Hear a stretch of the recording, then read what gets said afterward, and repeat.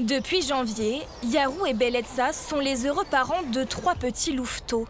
C'est la première fois que des loups à crinière naissent aux eaux de la Bourbansais. On s'y attendait pas du tout parce que la femelle, on n'a pas vu qu'elle était gestante. C'était vraiment bien caché, elle n'avait pas grossi plus que ça. Une naissance pleine d'espoir pour une espèce menacée dans son milieu naturel. Ce sont des loups qui vont vivre en Amérique du Sud, plutôt centre et est de l'Amérique du Sud, plutôt dans des hautes herbes, dans les prairies, dans la pampa.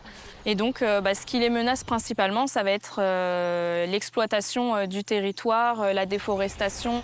L'espèce est en déclin, mais pas autant que ce couple de perroquets. Il vient lui aussi de donner naissance à ce petit ara de Buffon. Un oiseau classé en danger critique d'extinction, dernier niveau, avant sa disparition.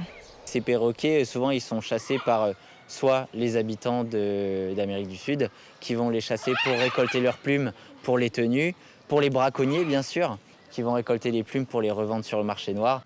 Face à ces menaces, le zoo se réjouit de voir son carnet rose se remplir pour aider à préserver ces espèces menacées.